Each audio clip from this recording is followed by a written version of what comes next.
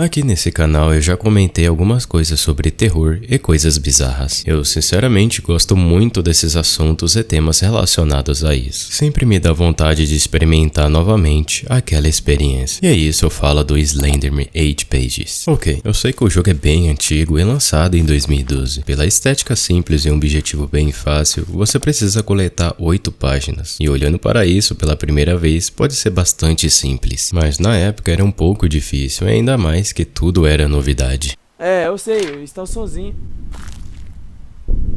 Não. Ó o barulho. Ó, ei. Olha esse barulho, ó. Ei, para. Você está em uma floresta à noite, toda bizarra e é neblina para combinar com a atmosfera. E a única coisa que você tem é uma lanterna. Como eu disse no início, você precisa coletar 8 páginas, e essas 8 páginas está espalhada nessa floresta. A cada passo você encontra estruturas que dentro delas ou pelas paredes tem uma página, e isso você sempre vai precisar conferir em cada canto, pois cada parte do mapa tem páginas, e o mais importante, você não está sozinho. Slenderman, um cara bem alto, pálido e sem rosto, vestindo um terno preto. Ele irá te perseguir assim que coletar a primeira página, e cada página o nível de perseguição do Slenderman vai aumentando. E assim vai seguindo a sequência. Quanto mais você coleta as páginas, mais o Slender vai ficar furioso com você. Eu achei incrível a ambientação e obscura desse jogo. Por mais que seja um jogo de 2012, ainda causa um pouco de medo, e isso serviu para outros jogos do Slenderman, como Na Escola, Hospício e entre outros. Após você coletar todas as páginas, isso acontece.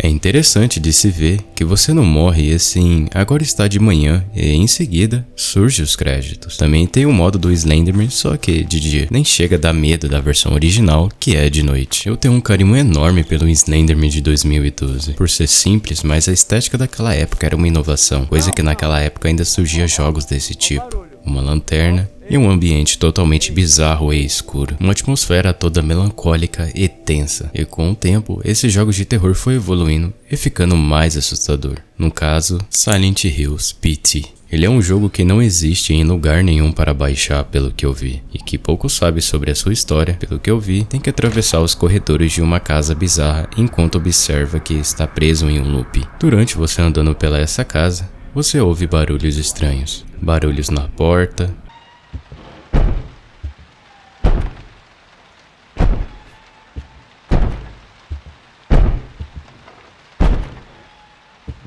e assombrando que pode ser uma mulher.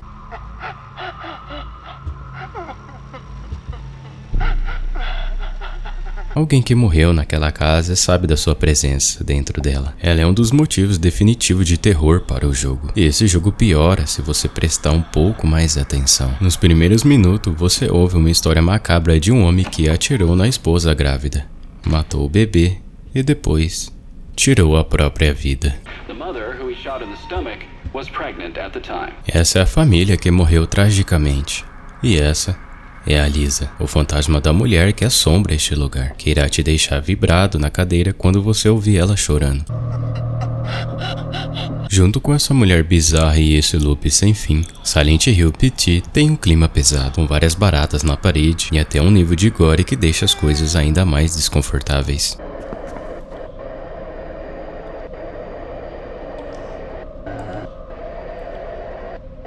Uma pena de um jogo com tanto potencial ter sido cancelado. Pelo menos, ele serviu de inspiração para vários do gênero tão assustador quanto ele. No caso também é do jogo chamado Visage. Aqui a temática de casa assombrada é a mesma coisa. Aqui você também é um homem explorando uma casa cheia de coisa ruim e aparentemente está envolvido em um homicídio familiar. Assim como Silent Hill PT, o que difere do último jogo é que esse jogo ele não foi cancelado. Você não está preso em um loop e também não existe apenas um espírito te atormentando, mas várias figuras bizarras paradas no escuro ou caminhando até a sua direção. Uma coisa que faz esse jogo ser pior que os outros do gênero é a história. Eu não vou querer dar spoiler, até porque eu não sei muito sobre o jogo, mas ela é muito mais do que um personagem em uma casa assombrada encontrando o bicho do capeta.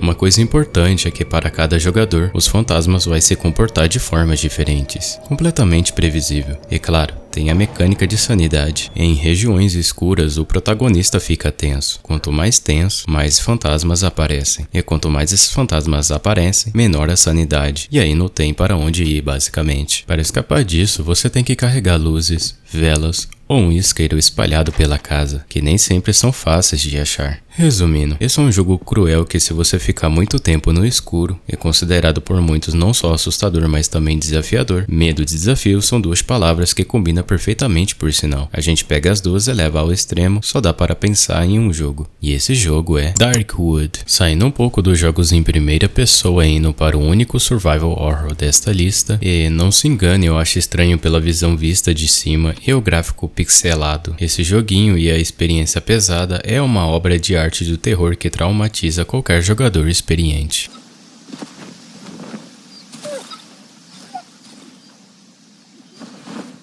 Darkwood é um jogo de sobrevivência que se passa no mundo após-apocalíptico, cheio de anomalias, cheio de seres vivos distorcidos e criaturas demoníacas que querem te devorar a todo momento. Você vive em um papel de um personagem chamado Estranho. Esse é literalmente o nome dele, e o seu objetivo é sair da floresta enquanto coleta recursos para sobreviver e se proteger. Isso durante o dia e tentar sobreviver a todo custo. Durante a noite, sim, esse é um daqueles jogos que a noite é um momento agoniante. Você não precisa, mas é muito aconselhável que você vá para o esconderijo e não saia de lá no escuro. Assim, sobrevivendo com as armas que você tem e tente não entrar em pânico com barulhos de porta batendo ou porta se abrindo,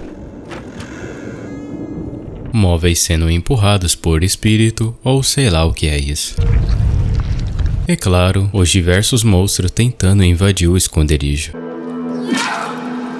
Pelo que eu vejo em pontos que fazem o jogo ser tão bizarro e causar medo mesmo sendo visto de cima, o primeiro motivo que, por mais que a visão seja dessa forma, você só consegue enxergar para onde o seu mouse aponta. Todo o campo de visão da lateral e atrás de você são escuros, e a qualquer momento pode aparecer um bicho vindo dessas direções, aonde você está desprotegido. O segundo motivo é o som. O som desse jogo é descomunal. Várias vezes você pode escutar passos e potenciais criaturas atrás de você. Você procura por elas, mas não tem nada. Ou será que tem? O terceiro e último ponto é o mundo após-apocalíptico. Se não fosse por ele, Darkwood não seria uma floresta ameaçadora. Nós, seres humanos, sentimos medo pelo qual não entendemos. E obviamente o mundo tomado por anomalias, criaturas e coisas que não faz sentido, com certeza é sinônimo de terror. Ainda mais quando você não sabe o que tá na espreita. Alien Isolation é perfeito nisso, assim como o jogo anterior Darkwood. Esse aqui é um jogo muito tenso. A história é sobre o Alien, ou mesmo da franquia clássica do cinema. E sendo sincero, eu sinto mais ou menos medo do xenomorfo. Sempre achei ele meio travado nos filmes e pouco às vezes engraçado. Mas eu mudei completamente a minha opinião depois que comecei a ver mais sobre o jogo e a história em si. Praticamente o xenomorfo mais rápido, inteligente e muito previsível. O jogo já começa tenso quando você vai explorar a estação espacial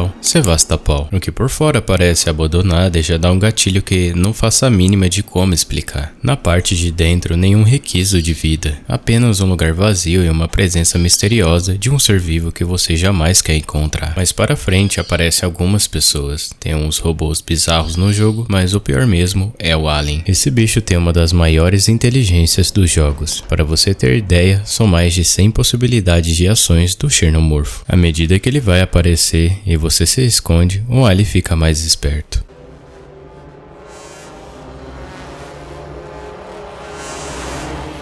Aquele esconderijo que você sempre ia, talvez não seja uma boa ideia de ir lá novamente. Aquele momento que ele sobe nos dutos e abre o espaço para que você atravesse o mapa, pode não passar de um blefe. Sim, o alien pode te enganar, montar armadilhas, fingir que vai para um lugar e então te...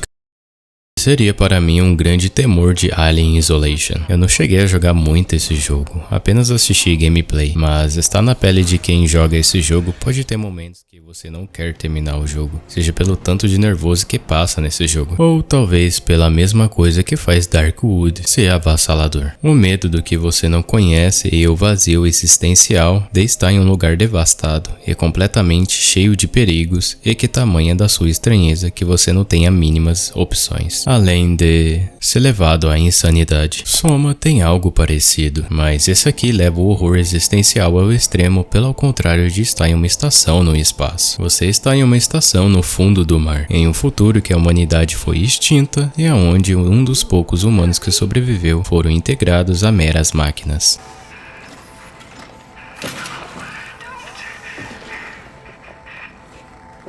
Neste jogo, você é um homem que acordou na estação tentando entender o que aconteceu com todo mundo. No caminho, você encontra um cenário destruído, matéria orgânica misturado com tecnologia e, claro, pessoas que antes eram seres humanos, mas que tiveram seus cérebros replicados em um robô. Muitas delas vão estar sofrendo e acreditar que perderam seus corpos e que não vão fazer mal nenhum.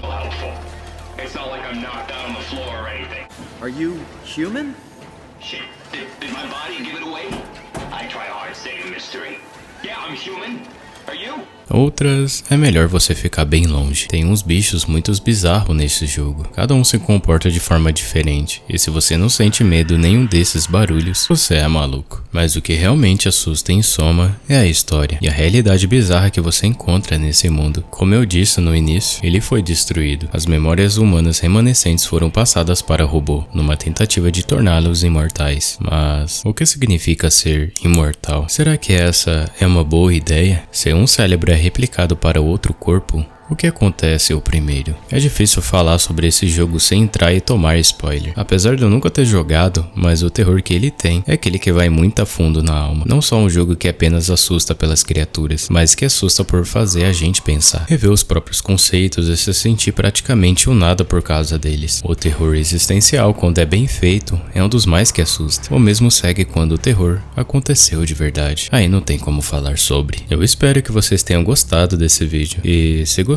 eu queria que se inscrevesse no canal e comenta aqui o que você achou sobre este vídeo. E até a próxima.